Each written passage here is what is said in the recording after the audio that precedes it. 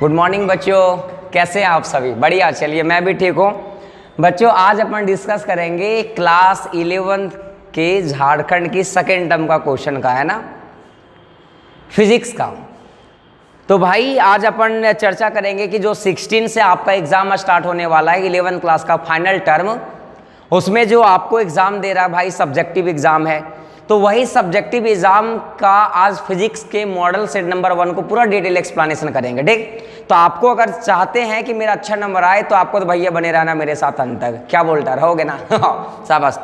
तो आज अपन स्टार्ट करेंगे फिजिक्स का, है ना, फिजिक्स का मॉडल सेट नंबर फर्स्ट का आंसर, है ना, फिजिक्स के मॉडल सेट नंबर 1 का डिटेल एक्सप्लेनेशन के साथ करेंगे। तो चलो भाई हम लोग लेट ना करते हैं और स्टार्ट करते हैं कि सेक्शन ए में, कि सर सेक्शन ए में कौन कौन सा क्वेश्चन है। अच्छा, आप ये जो भी यहाँ पे आंसर मिलेगा वो करेक्ट आंसर है, एकदम फुल एक्सप्लेनेशन के साथ मिल रहा भैया।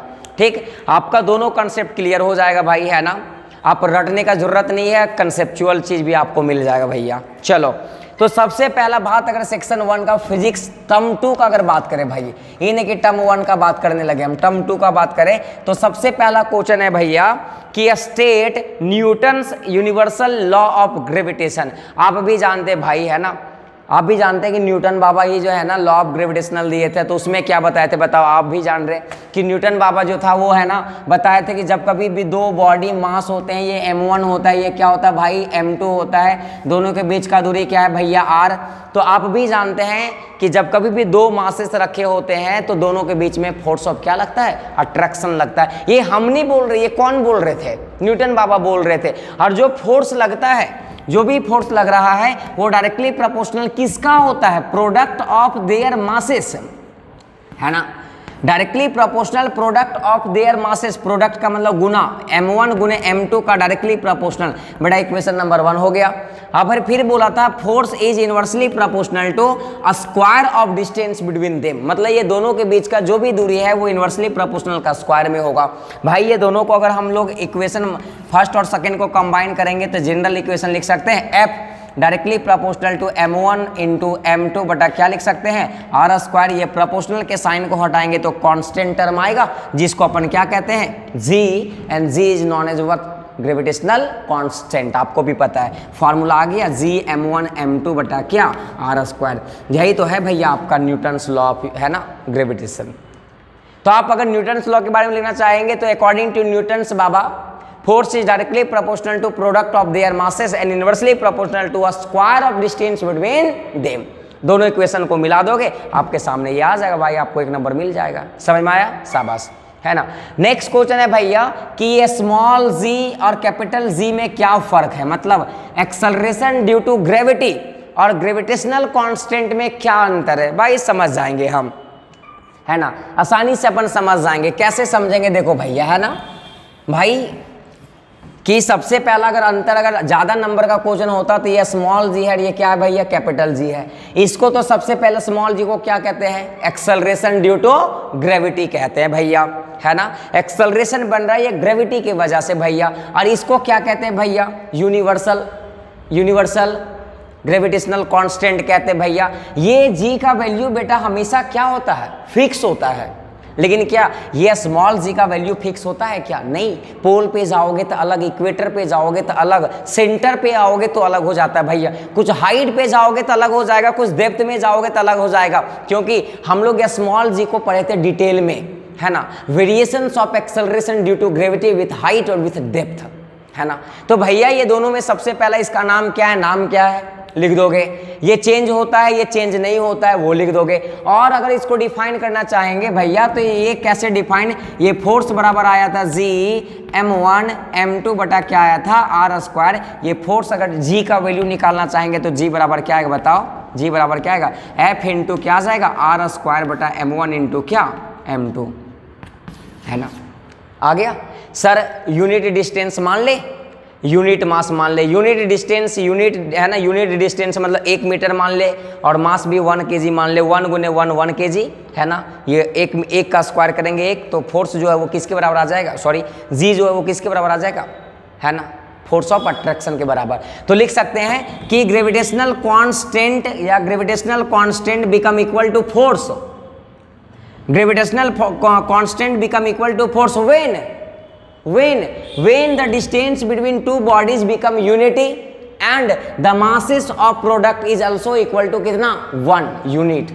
तो ये जो फोर्स जो है वो g के बराबर, और ये g को हम डिफाइन कर सकते हैं। लेकिन ये स्मॉल g को अगर डिफाइन करना चाहते हैं तो ये कैसे लिखेंगे भाई, ये एक्सेलरेशन ड्यू टू ग्रेविटी, जब कोई बॉडी फ्री फॉल होता है ना, जब कभी भी बॉडी कोई हाइट से फ्री फॉल होता है तो वहां पे क्या पैदा होता है, एक्सेलरेशन ड्यू टू ग्रेविटी, है ना। बस खत्म बात है, यही लिखोगे आ जाएगा भैया। अगला क्वेश्चन है right the type of stress. Stress के कितने तरह होते हैं, रट्टाफिकेशन है 3 तरह होता है ना, देख लोगे, है ना। तीसरा नंबर का क्वेश्चन जो है 3 तरह का। पहला स्ट्रेस का नाम क्या भैया, नॉर्मल स्ट्रेस, है ना, बकवास चीज। सेकेंड स्ट्रेस का नाम क्या, टेंजेंशियल, है ना, टेंजेंशियल स्ट्रेस, ठीक। चौथा का नाम क्या है भैया, हाइड्रोलिक स्ट्रेस, है ना। ये याद कर लो, कोई बड़ा चीज नहीं है ना। 3 स्ट्रेस याद कर लो, लिख लोगे, बकवास है, नॉर्मल, टेंजेंशियल, हाइड्रोलिक, है ना। चलो नेक्स्ट क्वेश्चन है why raindrop are spherical in shape. मतलब रेन ड्रॉप जो ऊपर से जो ड्रॉप आता है ना, जब पानी गिरता है तो पानी जब वर्षा हो रहा होता है, देखना उसका ड्रॉप जो है वो है ना, वो स्पेरिकल इन शेप होता है। आखिर ऐसा क्यों होता है, तो बेसिकली एक कंसेप्ट होता है सरफेस टेंशन ऑफ वाटर, है ना। सरफेस टेंशन एक कंसेप्ट होता है, उसी के वजह से। तो फिलहाल तो आप इतना ही रख लो कि स्पेरिकल इन शेप होने का वजह क्या है, सरफेस टेंशन ऑफ वाटर। बाकी इसका डिटेल पोस्टमार्टम क्लास में होता है। हाँ चलो अगला बोला गया कि what is the difference between the isothermal and adiabatic process. शाबाश, आइसोथर्मल, है ना, आइसोथर्मल और आइडियाबैटिक, है ना, आइसोथर्मल एंड आइडियाबैटिक प्रोसेस। ये अच्छा क्वेश्चन है भाई, है ना। आइडियाबैटिक, आइसोथर्मल और आइडियाबैटिक प्रोसेस हमेशा याद रख लो, है ना, कि भाई ये थर्मोडायनेमिक्स का क्वेश्चन है। आइसो का मतलब बेटा होता है सेम, और थर्मल का मतलब होता है टेम्परेचर, है ना। तो कोई भी ऐसा सिस्टम, है ना, या जहां पे हम एक्सपेरिमेंट कर रहे हैं भैया, अगर उस जगह का टेम्परेचर को हम क्या मान ले भैया, कांस्टेंट मान ले, मतलब टेम्परेचर बदलने वाला नहीं है, नहीं बदल रहा है भैया, है ना। If the temperature become constant between the system and surrounding, तो वो कंडीशन जो है वो क्या कहलाता है, आइसोथर्मल। और आइडियाबैटिक में क्या है भैया, कि अगर हीट का एक्सचेंज ना हो, किसके बीच में, सिस्टम और सराउंडिंग के बीच में। क्योंकि थर्मोडायनेमिक्स में बताया गया था कि हीट का ट्रांसफर होता है, लेन देन होता है किसके बीच में, सिस्टम और सराउंडिंग के बीच में। वहां पे पढ़ाया गया था सिस्टम जहां पे हम एक्सपेरिमेंट कर रहे होते हैं, और सराउंडिंग, सिस्टम को छोड़ दो तो यूनिवर्स में जो बच गया वो सराउंडिंग कहलाता था। तो भैया फिलहाल अभी इतना ही जान लो आइसोथर्मल का मतलब, कि आइसोथर्मल तभी हो पाएगा जब टेम्परेचर को क्या मान के बात करेंगे, कांस्टेंट मान के बात करेंगे। और आइडियाबैटिक तभी हो पाएगा जब हीट का exchange between the system and surrounding कितना होगा, 0 नहीं होगा भैया, है ना। The exchange of heat between the system and surrounding is not possible is equal to 0। तो उस कंडीशन को क्या कहते हैं, आइडियाबैटिक कहते हैं। And if the temperature remain constant then this condition is known क्या, आइसोथर्मल। ठीक है, चलो अगला क्वेश्चन बोला जा रहा है भैया, give an example of periodic motion which is not oscillatory, है ना। एक पीरियोडिक मोशन का एग्जांपल लो जो ऑस्किलेटरी नहीं है, याद कर लो, पेंडुलम का मोशन। बकवास है ना, पेंडुलम का मोशन आप देखे हैं, है ना, वो सिंपल पीरियोडिक मोशन तो है लेकिन वो ऑस्किलेटरी नहीं है, बकवास है, याद कर लोगे। डिफाइन ट्रांसवर्स वेव मोशन, है ना, आपको डिफाइन करना है क्या, ट्रांसवर्स वेव मोशन। चलो भैया बोला गया ट्रांसवर्स वेव, है ना,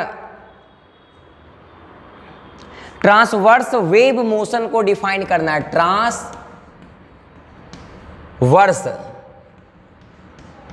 वेव मोशन, है ना, इसको डिफाइन करने बोल रहा है। तो बोला जा रहा है ट्रांसवे, है ना, जिसमें direction of displacement in medium is perpendicular to the, इसको लिख ही देते हैं ना, याद कर लोगे, इसको हम लिख के समझा देते हैं, है ना, लिख लोगे सब कोई। The transverse wave motion are those in which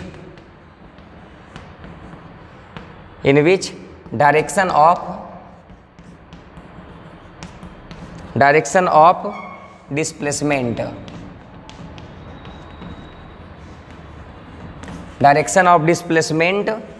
in the medium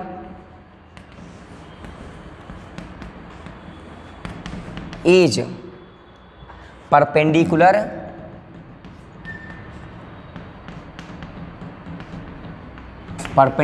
to the propagation of wave।